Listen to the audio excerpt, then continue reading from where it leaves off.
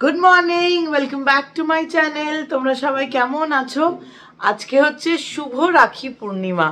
তোমাদের সবার জীবনে যেন রক্ষাকর্তা তোমাদের সবাইকে রক্ষা করেন এবং আমাদের জীবনে যাই বিপদ আসুক, শারীরিক মানসিক যে ধরনেরই, আমাদের রক্ষাকর্তা যেন আমাদের সব সময় সেই বিপদ থেকে আমাদের হাত ধরে উদ্ধার করেন। রাখি বন্ধন ভাইরা বা দাদারা তো বোনেদের রক্ষা করেনি, কিন্তু আমাদের পরম রক্ষাকর্তা হচ্ছেন ভগবান। ভগবানই আমাদের হাতটা ধরে রেখেছে। সমস্ত আপদ বিপদে ভগবানের আশীর্বাদ ছাড়া বা ভগবানের দৃষ্টি ছাড়া আমরা কিন্তু কোনো বিপদ থেকে মুক্ত হতে পারবো না।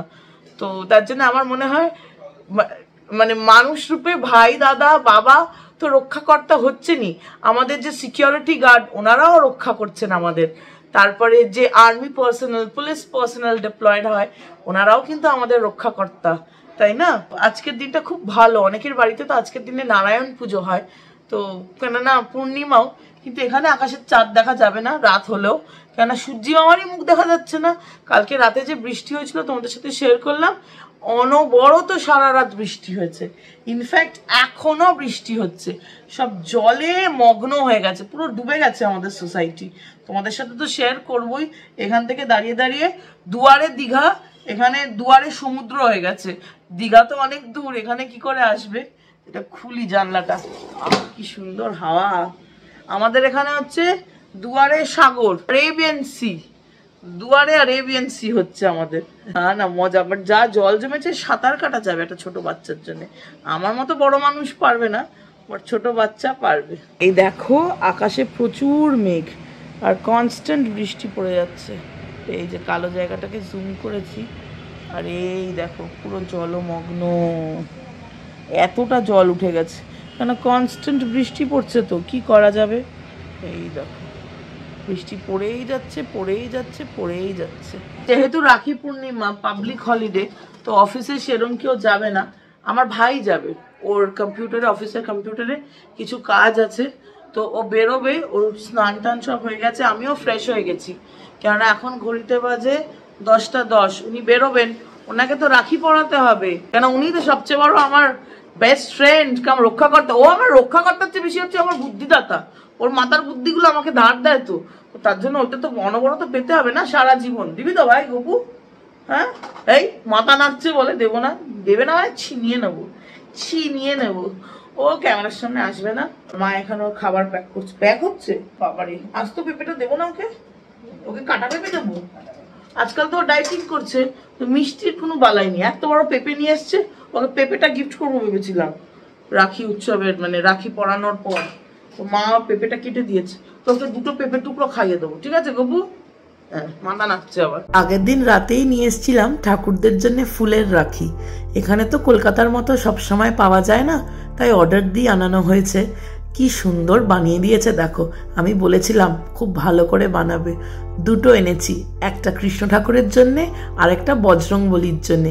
কৃষ্ণ ঠাকুরকে আমি আমার বন্ধু রূপে নেই, ঠিক যেরকম দ্রৌপদী নিয়েছিলেন। এবং কৃষ্ণ ঠাকুর আজ অবধি আমার কোনোদিনও অসম্মান হতে দেয়নি, সে যত কঠিন পরিস্থিতিই হোক। ঠিক হাত ধরে আমাকে সমস্ত পরিস্থিতি থেকে উনি বার করেছেন, আজ অবধি তো তাই করেছেন। আমার দৃঢ় বিশ্বাস আগেও উনি করবেন। আর বজরংবলী হচ্ছেন আমার দাদা, আমার সমস্ত সিচুয়েশনে যাতে মনে সাহস নিয়ে এগোতে পারি সত্যের সাথে, সেই দিকটা উনি দেখে রাখেন। কি সুন্দর না? আমরা আমাদের ভগবানের সাথে কি সুন্দর সম্পর্ক তৈরি করি, এইটাই তো সনাতন ধর্মের সবচেয়ে সুন্দর দিক। আর এই যে ছোট্ট গনুদার জন্যে একটা ছোট্ট মঙ্গল ঘটের রাখি, কি যে অপূর্ব লাগছে রাখি বেঁধে সবাইকে, কি বলবো। আমার ভগবানদের রাখি পরিয়ে দিয়েছি, কেননা গণেশ দাদাকেও পরিয়েছি। গণেশ ঠাকুরকে আমি দাদা হিসেবেই দেখি। আমার ব্যবসার কাজে বা জীবনে এমনি বুদ্ধির দরকার হয়, বলে না সিদ্ধিদাতা গণেশ। গণেশ ঠাকুর তো খুব বুদ্ধিমান একজন ঠাকুর, তো তার জন্য গণেশ ঠাকুরকেও আমি রাখি পরাই। তো এইবার ভাইকে পরাবো। ভাইয়ের রাখিটা খুব সুন্দর দেখতে, এইরকম ভাইয়ের রাখিটা। দাঁড়াও তোমাদের সাথে ব্যাক ক্যামেরা করো। এই যে এইরকম হচ্ছে ভাইয়ের রাখিটা, একটা ছোট্ট ময়ূর আছে। এখন আর বড় রাখি পাওয়া যায় না গো, তো আমার ভাইয়ের যদিও বড় রাখি পছন্দ, তো কি করা যাবে, যা পাওয়া যাচ্ছে। পাওয়া যায় কলকাতায়, ও এখানে আগে পাওয়া যেত, গত বছর অব্দি পাওয়া যেত, এখন আর দেখবে কলকাতাতেও এখন পাওয়া যায় না। কি করবে, সময়ের সাথে যুগ পাল্টাবে না, এই হচ্ছে গল্প। আর কালকে তোমাদের দেখেছিলাম না একটা মাছ একদম মরণাপন্ন একটু একটু করে শ্বাস নিচ্ছে, মাছটা এখনো বেঁচে আছে, ওকে এদিকে টেনে আনা হয়েছে, আহ আহ করে যাচ্ছে, তোমাদের সাথেও শেয়ার করছি। আর এখন মাছেদের খাবারও দেবো। আমার এই মাছটার অবস্থা দেখো, একটু একটু করে শ্বাস নিচ্ছে, আপ্রাণ চেষ্টা করছে, কিন্তু আমরা সবাই বুঝতে পারছি ওর সময় আর কিছু। এইবার পালা আমার বীর পুরুষ দাকে রাখি পরানোর। এই হচ্ছে আমার বীর পুরুষ দায়ের রাখি, সুন্দর না? ছোট্ট একটা ময়ূর, আমার ভাইয়ের ময়ূর খুব পছন্দ, তো তার জন্য খুঁজে খুঁজে এনেছি, বড় রাখি তো পাওয়া যায়নি। চলো বীর পুরুষ দা হাত দিন, আপনি আমার রক্ষা করবেন কিনা জানি না, কিন্তু আপনি আমার বেস্ট ফ্রেন্ড। আরে সিচুয়েশন সবসময় কন্ডিউসিভ থাকে, কিন্তু বীরপুরুষ দা আপনার বুদ্ধিটুকু আপনি আমাকে দেবেন, বুঝলেন বীরপুরুষ দা? জীবনের যদি ফেভারিট পার্সন কেউ হয়ে থাকে সেটা হচ্ছে আমার ভাই, আমার জীবনের সবচেয়ে সেরা গিফট। এই যে সুন্দর রাখি, আর রাখির সাথে আছে 1 প্লেট পেঁপে। আসুন বীরপুরুষ দা খাইয়ে দিই।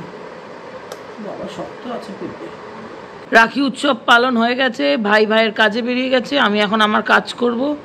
ইনি বানিয়েছেন ব্রেকফাস্ট। কি বানিয়েছো? রুটি আর ঢেঁড়স বানি। আলু দিয়ে কি বানিয়েছো? ঢেঁড়স গুঁড়ি গুঁড়ি করে আর আলু কেটে পেঁয়াজ দিয়ে ভাজা আর রুটি। বলে বাবালে আমাকে খাইয়ে দেবে? দুটো খাও। ওলে বাবালে, দিচ্ছি নিচ্ছি নিচ্ছি। ভালোবাসা দেখো, ভালোবাসা।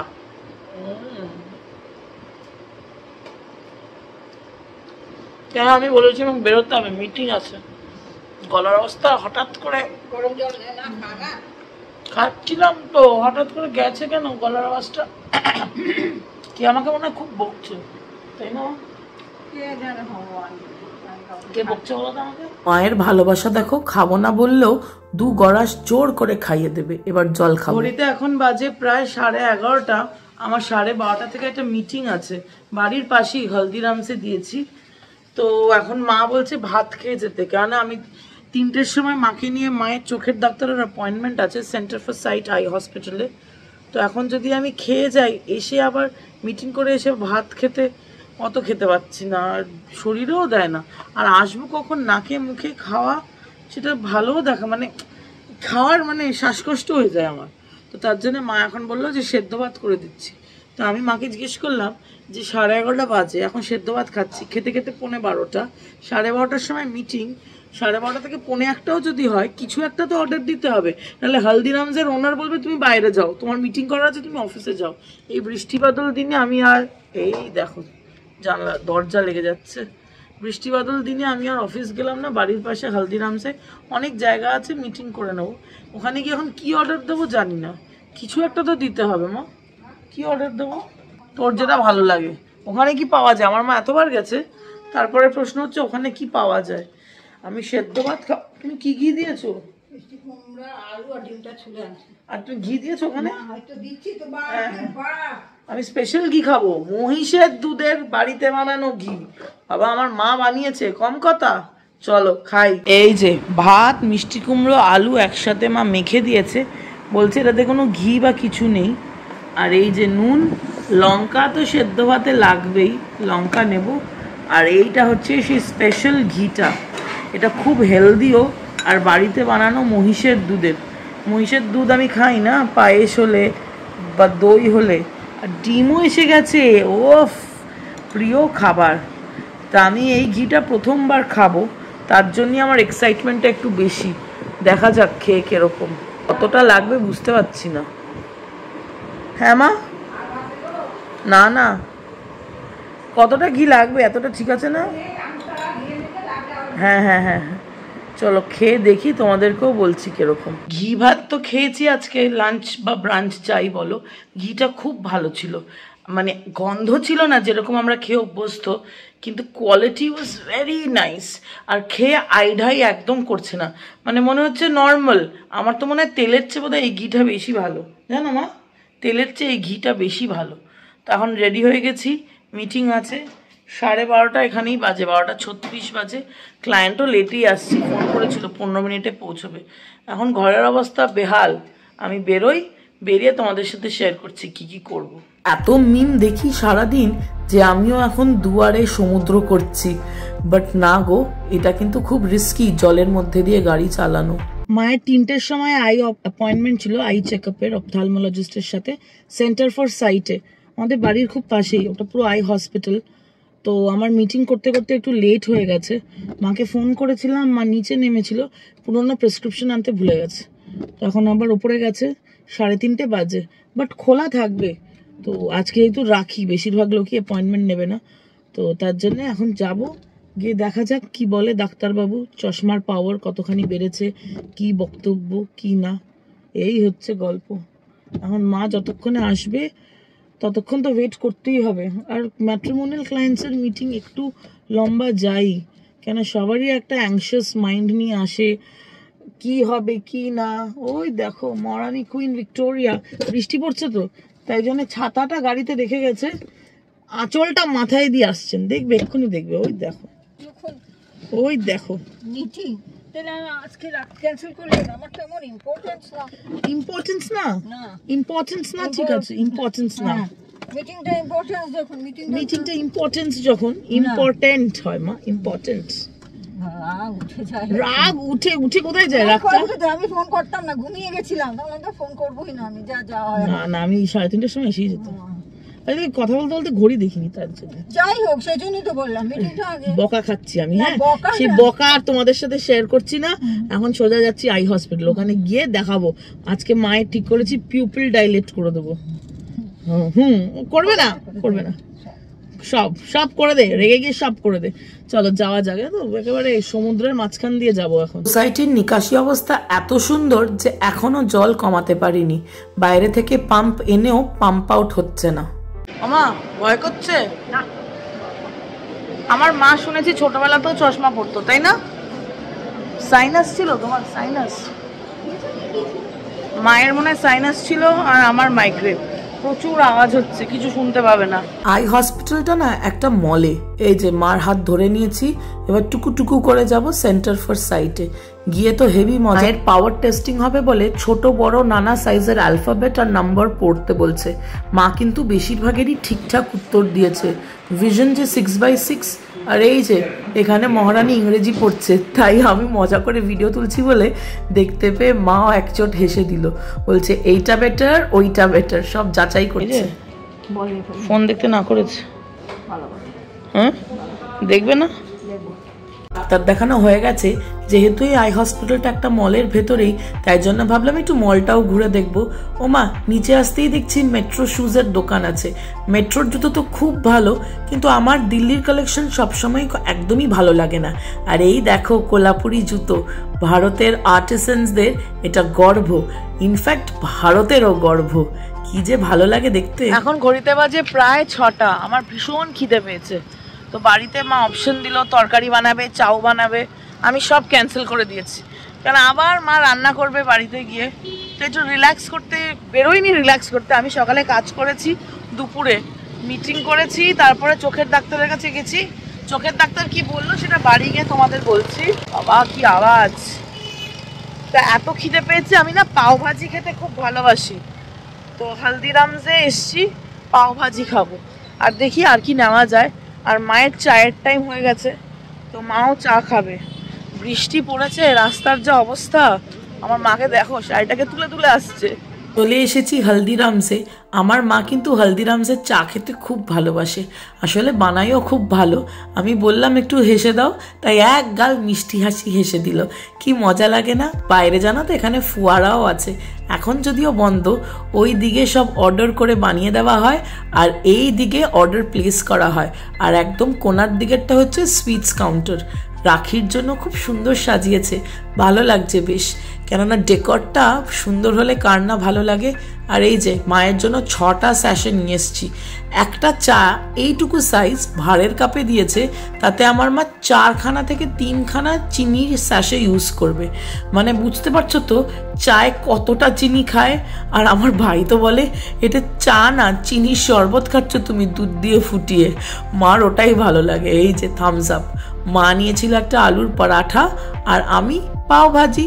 যদিও আমরা দুজনেই শেয়ার করে খেয়েছি, এই যে আমরা ভাগাভাগি করে নিয়েছি, একেবারে সম্পত্তি ভাগাভাগির মতো। মা বলে দিয়েছে ভালোই, আমিও খেয়ে নিচ্ছি। পাও ভাজিটা কিন্তু সত্যিই হলদিরামসে দারুণ করে জানো। বাড়ি এসে গেছি, এখন আমাকে বাতাবি লেবু মেখে খাওয়াচ্ছে আমার মা। ও মা, তুমি যে সবসময় পরিশ্রম করো, এটা খাওয়াও সেটা খাওয়াও, তোমার ভালো লাগে? কতটা? বাহ, আমি এমনি তো বাতাবি লেবু খেতে খুব ভালোবাসি। বাতাবি লেবু খেলে বা বাতাবি লেবু দেখলেই না আমার বায়োলজিক্যাল ফাদারের কথা খুব মনে পড়ে। তার কারণ আমাকে বাতাবি লেবু খাওয়া আমার বায়োলজিক্যাল ফাদারই শিখিয়েছিল। জাম্বুরাও বলে এটাকে বাঙাল ভাষায়। তো কি করা যাবে বলো, যেটা মনে পড়ে সেটা পড়ে। চলো খেয়ে নিই। সারা সন্ধে হেব্বি গল্প করে কাটিয়েছি, বৃষ্টিও পড়ছে। কি করা যাবে, বৃষ্টি পড়ার টাইম হয়েছে, এখন বৃষ্টি পড়ছে।